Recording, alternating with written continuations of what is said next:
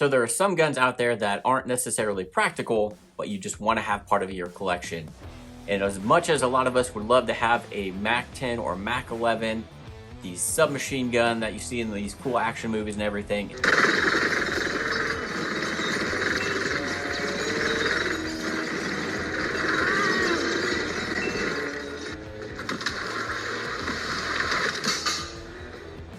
it's just not practical to purchase one of those just due to the cost and all the paperwork you have to go through. So Masterpiece Arms came out with this Defender series that's basically a replica of a Mac 11. So if this is something that you're looking at to add to your collection for that cool factor or just to have, well, stay tuned because we're going to go over some of the specs and features of this gun to see if it's something that you actually want to add to your collection. So stay tuned.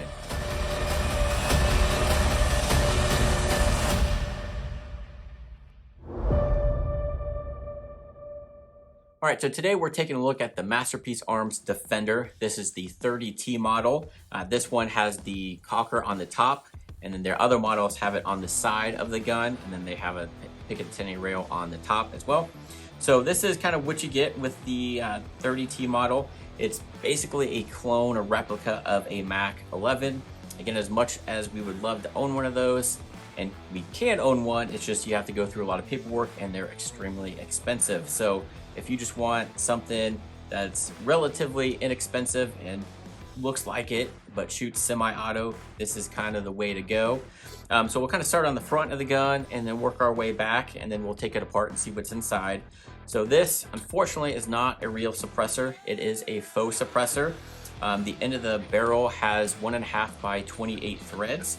So if you have a different compensator you want to put on the end, or even a real suppressor, you can put that on there.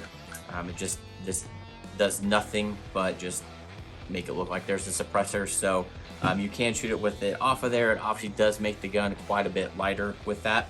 So then moving to the top here, you'll see it does have the front and rear sights. They are adjustable, and there is, it's hard to tell, but there is a little bit of white paint on the top there to kind of help you pick up that front sight. But other than that, they're just your basic iron sights that are adjustable. And again, we have our cocking handle on the top to run the bolts. And then this just pops right off for takedown, so pretty easy. And then on the back here, you'll see that there is an area here for a QD sling. So if you want to run a single point sling and have a quick attach mount on it, just put it on here. And then these screws here will allow you to mount either a pistol brace on here or an actual stock. So if you, right now you can get a pistol brace and put it on here, just can't shoulder it too much, but we all know that they're trying to go after those. So as of right now, you can put a pistol brace on this if you want to, or if you want to throw an actual stock on here and turn this into like a short barreled rifle or something like that, you can do that. You just have to pay your $200 tax stamp and do all the paperwork with that. Or you could just leave it as is and shoot it without that stock. And then on the slide here, you'll see that it does have a safety switch, so pretty long. If you're used to ARs, those are a lot shorter. This is kind of a full 180-degree throw for the safety, but it is on there. And then the lower is a black aluminum, and then this grip and trigger guard is all one piece, and it feels like it's plastic. And then you have the magazine release right here. And then on the front end here, you do have a Picatinny rail. So if you want to mount a flashlight or laser, you can mount something right there. Overall, the gun is relatively heavy. It feels like it's overall got a good build quality to it. Most of it, like I said, is that black aluminum with, there are some plastic parts on here, including the grip, trigger guard area there. So that's pretty much the exterior of the gun is what you're gonna get. So to take this thing down, it's pretty simple. There's this takedown pin here. So what you want to do is flip it over to the side without any of the markings. And then generally you can go ahead and take this pin out. And there is a washer attached to it, so make sure you don't lose that washer. And then you're going to want to flip the gun around to this side. And if you can grip that, you can pull that pin out. If not, take a flathead screwdriver and you'll be able to kind of get in there and get that lifted out.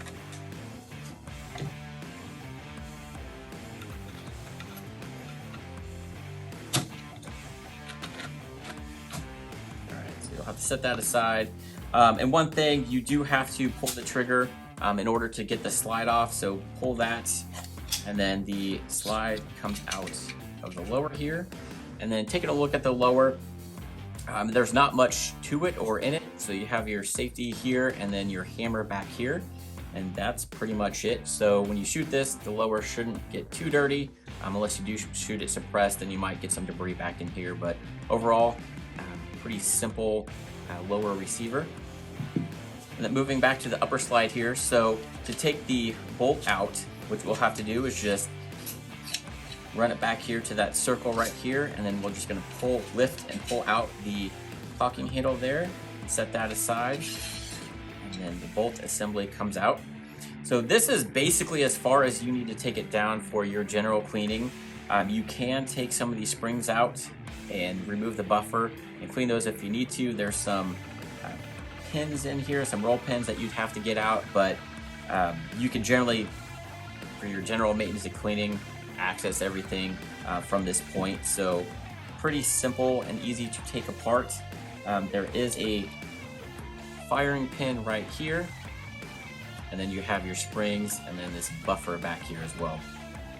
So not a whole lot to this gun. It is pretty simple and basic, which is pretty cool. And then as far as the barrel goes, you don't have to take that out either. There's enough clearance in here to do any cleaning that you need to. You can't take it out. You'll have to remove this roll pin right here if you want to take it out. The barrel itself is 5.5 inches, and the overall length of the gun itself, fully assembled without the stock, is 11.25-ish lengths. So this is a 5.5 inch barrel with 1.5 by 28 threads. All right, so to put this thing back together, we're going to take our bolt carrier group here and just enter it in the slide just like that. And then you'll see on the top here is where we're going to put that caulking handle back on. And there is right here, there's a hole on the lip here with a little thing that sticks out right there that you're going to kind of line it up with. And then also to note that this has like a cutout for your sights to get through. So when you do put this on there, just make sure you put it horizontally like that. So then that way, you know you're putting it on right. And we just move that forward and that's on there. And then we're gonna take our lower receiver, we're gonna take our hammer and push that back, lock that into place. So that way this slides back on there, right? And then we're just gonna take and insert it just like this.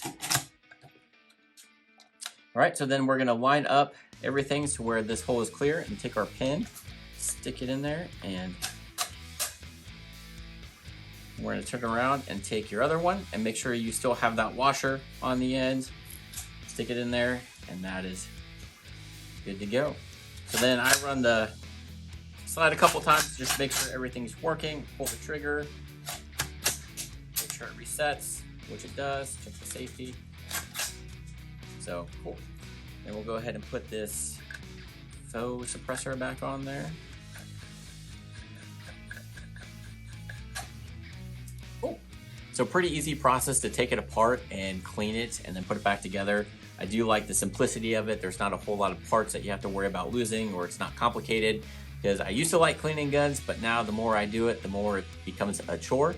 So the less I have to do, the better. So taking this thing apart is really easy. Doesn't seem like there's a whole lot to it, and you do have a lot of space to work with as far as getting it clean. Not a lot of small areas that you have to really get to. So that's pretty much an overview of the Masterpiece Arms Defender 30T model.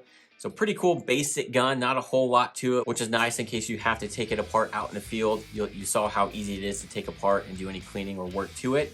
So not a practical gun, I guess you could say. With that faux suppressor on there, it does add some weight at the end of the barrel. So, and then with those iron sights, you're not going to be doing long distance shooting, and it's just not the most comfortable gun to hold for a long period of time, but it's one of those, why the hell not?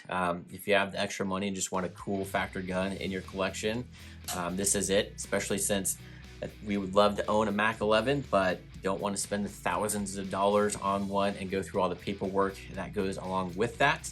In some states, you can't even own a Mac 11. So pretty cool gun. I have heard some issues of people having problems with it jamming. So I'm not going to go take this one out shooting since this belongs to a customer of mine. But if you guys have any experience with this gun, let us know down in the comments if you've had positive, negative experiences with this gun. That way anybody looking at purchasing one can see kind of what people are experiencing with it. So hopefully you guys found this video helpful if you are looking at one of these. So that's basically the rundown of it. If you guys have any questions, let me know down in the comments. I'll see what I can answer. And then if anybody else replies with their experience, see if that helps you as well. So if you guys are interested in any other videos, check out this playlist up here. Please hit that like and subscribe button, and we'll see you on the next video. Thanks for watching.